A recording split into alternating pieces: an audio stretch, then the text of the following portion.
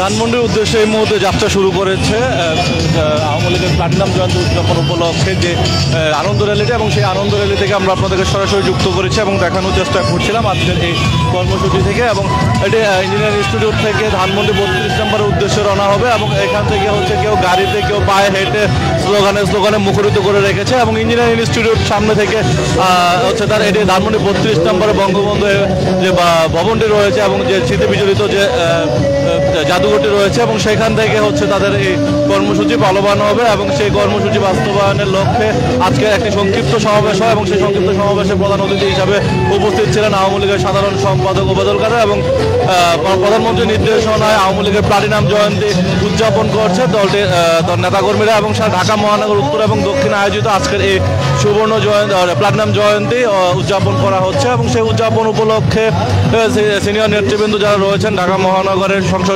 যারা সংসদ সদস্য রয়েছেন, যারা মেয়র মহোদয় রয়েছেন এবং কাউন্সিলর সহ ওয়ার্ড পর্যায়ের বিভিন্ন আওয়ামী লীগ অঙ্গ সংগঠনের নেতৃবৃন্দ আজকে এখানে উপস্থিত হয়েছেন। এবং সেখানে একই সঙ্গে তারা 10 দফা একটি কর্মসূচি ঘোষণা করেছেন এবং আগামী 28 তারিখ পর্যন্ত এই পর্যায়ক্রমে এই কর্মসূচি বাস্তবায়ন করা হবে। এবং আগামীকাল হচ্ছে ধানমন্ডি রবীন্দ্র ভবনে হচ্ছে সাংস্কৃতিক অনুষ্ঠানের আয়োজন করছে যা চিত্রনায়ক ফেরদৌস। এবং আমরা আপনাদেরকে দেখানোর চেষ্টা করছিলাম যে হীরক জয়ন্তী উপলক্ষে কিন্তু একটি হাতির মাধ্যমে যে একটি রূপ সজ্জা তৈরি করা হয়েছে এবং সেই হাতিটির মধ্যে কিন্তু গৌরবময় বাংলার 75 বছর উদযাপন করছে। এবং সেটি ঢাকার 8 আসনের সংসদ সদস্য মোহাম্মদ বাহাদুর নাসিমের উদ্যোগে করা হচ্ছে। এবং এছাড়াও নারী নেতৃবৃন্দ যারা রয়েছেন তারাও কিন্তু আজকে এখানে উপস্থিত হয়েছেন এবং এই নেতৃবৃন্দরা কিন্তু এখানে আজকের এই কর্মসূচিতে যুক্ত হয়েছেন। মহিলা লীগের নেতৃবৃন্দ রয়েছেন, ছাত্রলীগের নেতৃবৃন্দ রয়েছেন, যুবলীগ, স্বেচ্ছাসেবক লীগ, কৃষক লীগ সহ বিভিন্ন স্তরের নেতাকর্মীরা কিন্তু আজকে এখানে এই কর্মসূচিতে যুক্ত হয়েছেন।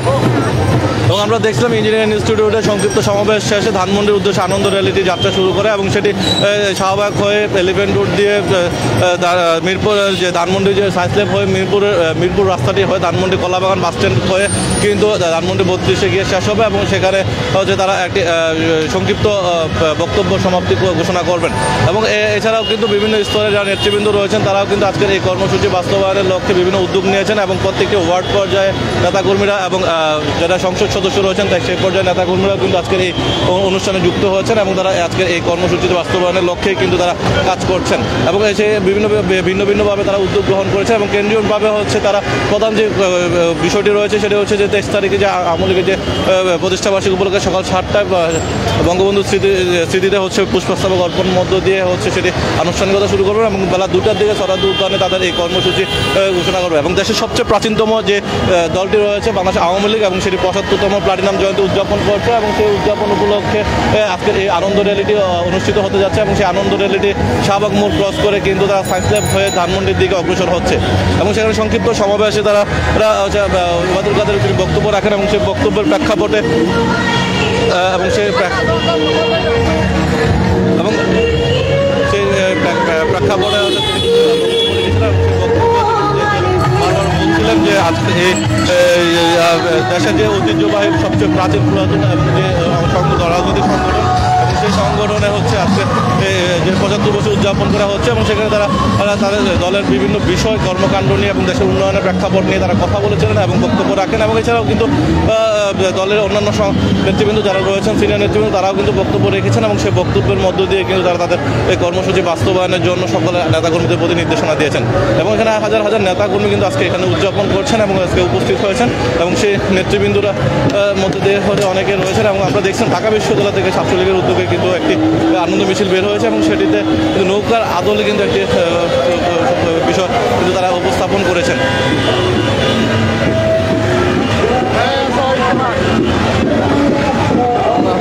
আমরা চলে গেছি এবং দেখানোর চেষ্টা করছিলাম আজকে কর্মসূচি বাস্তবায়ন